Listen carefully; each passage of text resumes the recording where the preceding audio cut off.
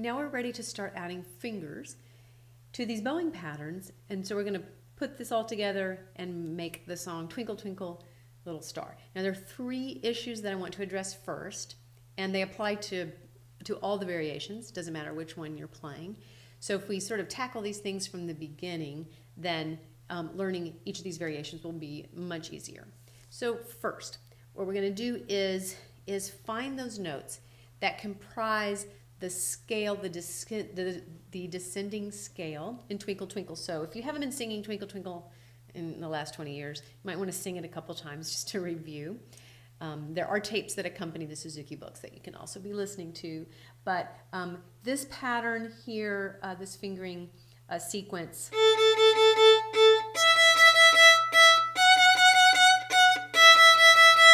starting here with the D, third finger on the A string.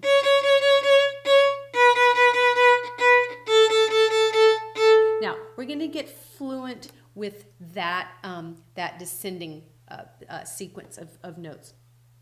But first we're going to build up. We're going to go up the scale so that we can find the placement of the third finger, and then we're going to go back down the scale again. So just for now, I want you to play each note using the Mississippi Hot Dog rhythm, the variation A rhythm, putting a rest, putting space after you play each note so that we can find those fingers. Okay, next note B, first finger. Okay, and you probably have tapes. We have a beginning tutorial on putting your tapes on with the exact measurements for the tape spacing. So if you have tapes, this is really going to help. First finger.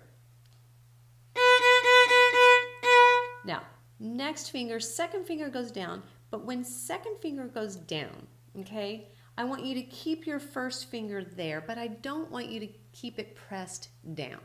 Now this is a difficult issue for coordination, but I want you to start right away with this idea that that really only one finger will have full 100% pressure in the string, because when we use more than pressure on more than one finger, we really start to create tension in the hand. Okay, when you're an advanced player and you have to do that for double stops, that's different. But for now, you don't want to be pressing down more than one finger.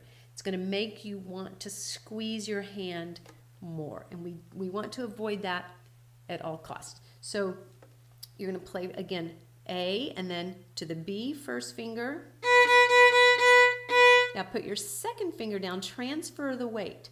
The weight now is on second finger. The first finger is still in place, but it's not pressing the string down. So transferring weight, and you can't see me do this, okay, because you really can't see the pressure.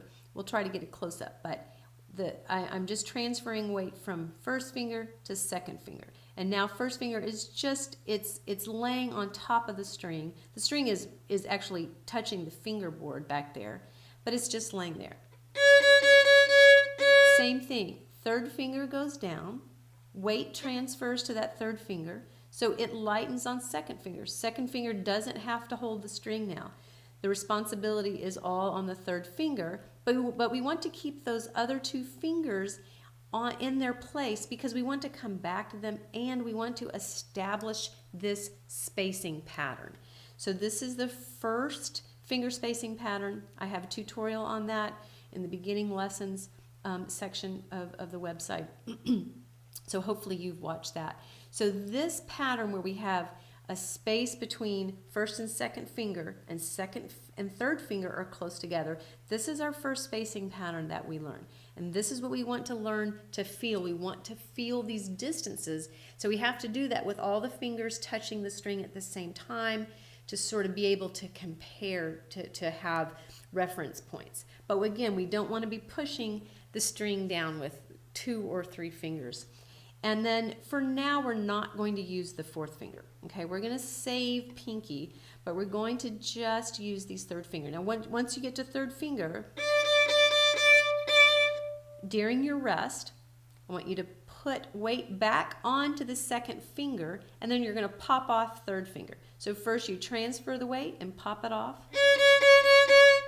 Now you're going to transfer weight to first finger, First finger is going to have more weight. And there is a split second. There is a little split second where you do have weight on two fingers, but it's fleeting. It's fleeting. So first finger and then pop off second finger.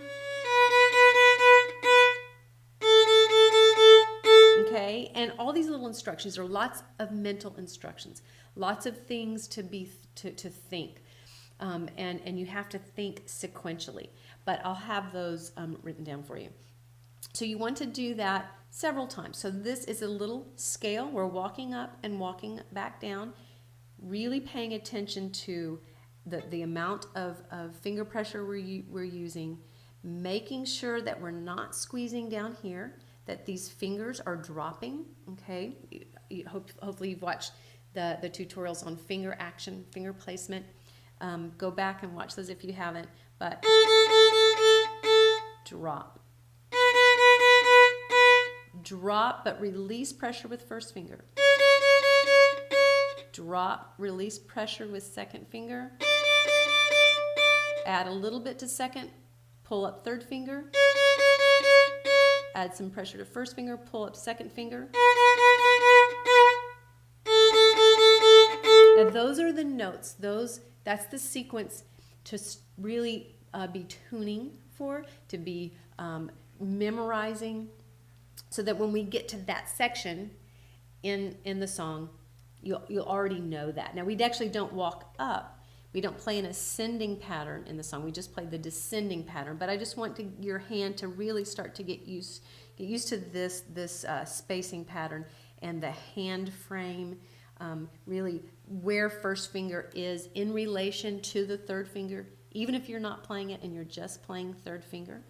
Okay, now the next thing is there's a string crossing, okay, and we go from the open E string to third finger on the A string. Okay, now this is a little tricky because we have to cross strings, but we have to add a finger. And if you get to that string before the finger is down, you get the squeak. This is the kind of squeak you don't want. It's okay to get some scratches every now and then, but we don't want squeaks. So we want to practice getting that finger planted, solid.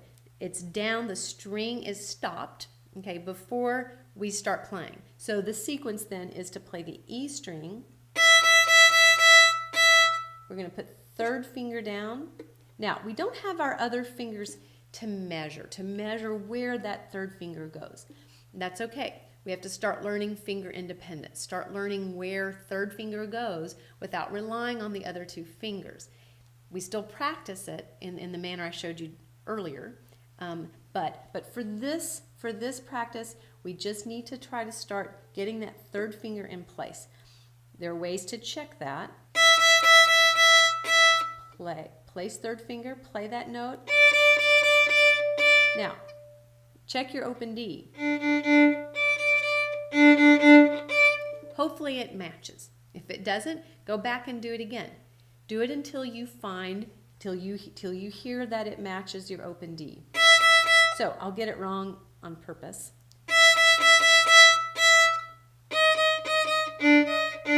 Not quite right. I'm going to try it again.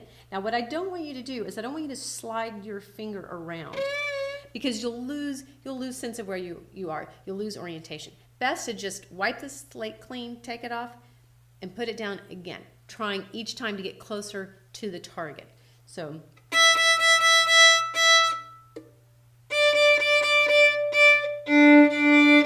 okay, so it's a match, and do it as many times as you can.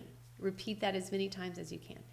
So that's the second little technical issue, coordination between left and right hand to practice. And now we just, we have one other note. We play the very first note that we play, the very first finger that we use really is the F sharp, the first finger on the E string.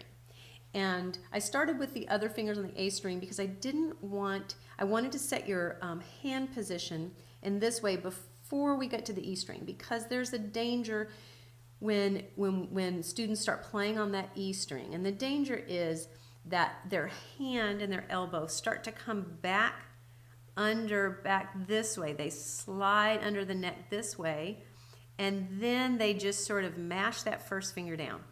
So I want the elbow to come under, so your elbow really swings further under again toward your right, and so that the finger is high. The first line right here of this knuckle is on the same plane as the edge of the fingerboard, and then we're just going to drop that first finger down, and it's more squared. Okay, I have tutorials on this. It's going to feel squinchier, taller, tighter, but we don't want this. Okay, this is what we absolutely never ever want. So keeping this A string feel, I just want you to bring that first finger over, make sure there's not squeezing going on between the thumb and the knuckle and the knuckle of your hand, so that first finger. Now we're just going to play E, drop that first finger, F sharp, E, drop.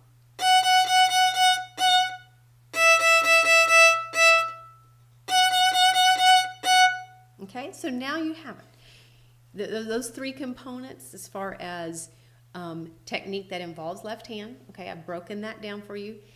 Now you've already done the preparation you need to be able to play the song. So in the next video, we're going to just put it all together, go through the song and in its entirety.